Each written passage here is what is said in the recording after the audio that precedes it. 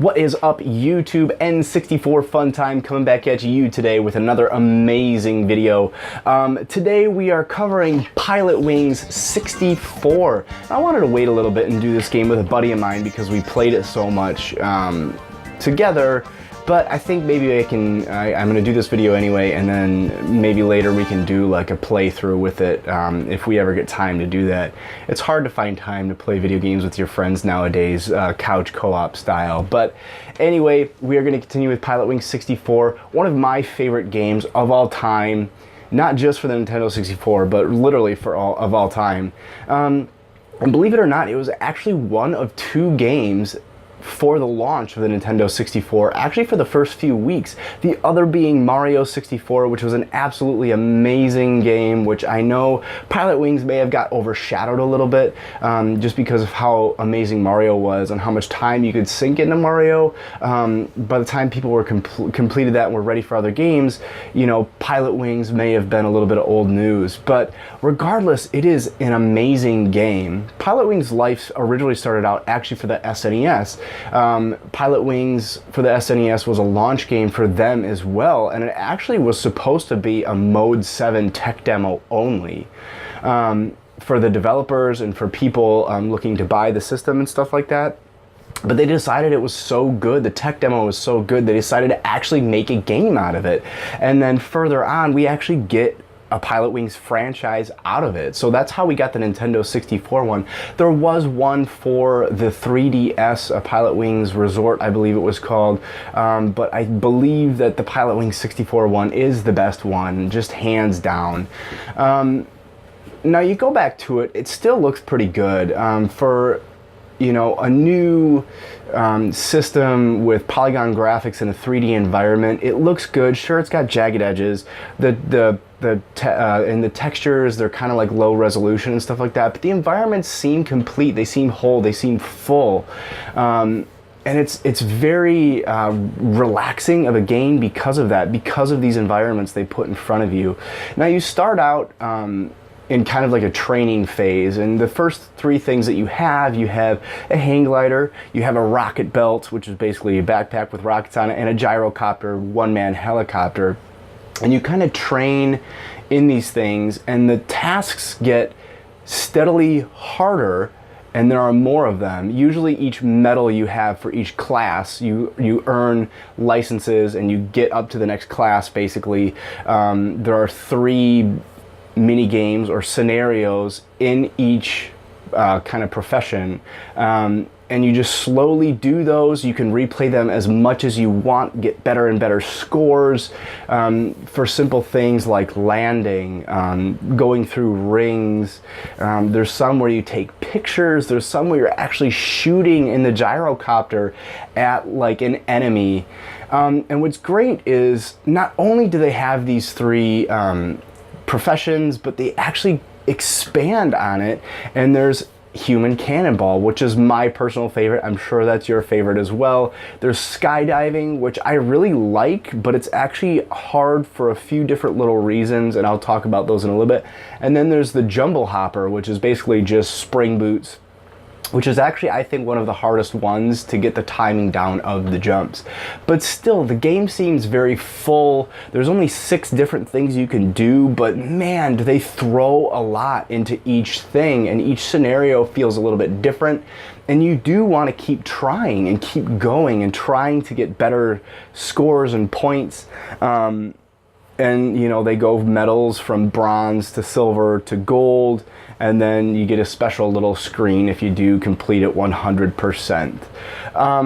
So let's go back to like really 2 of the only bad things about the game. Like literally, this is a perfect game. The difficulty ramps up perfectly and it feels perfect. It makes you want to continue to try harder. But the one thing, there's 2 things, like I said, that do bug me. One is the jumble hopper. It is pretty hard to get the timing of the jumps down.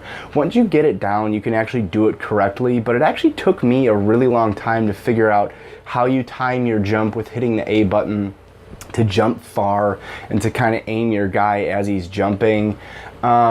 I want to say when I first started playing this game, I didn't get it. I didn't get how to do it correctly. So honestly, I would just skip it. Later on, now that I know how to do it a little bit more, it is more favored than it used to be, but I still think it's my least favorite. The skydiving to me is very good. It feels very good. You're basically diving down and you're just adjusting your character to kind of go in formations. The only bad thing about it is it's a top-down view, and a lot of it has to do with, so you're top-down, and let's say you have a plane here, you're actually have like an up-down that you need to like get in, and because of the top-down view, you can't really know where your character is on the screen as far as up and down a lot. So if you pass the mark or are too high above the mark, the game actually doesn't tell you.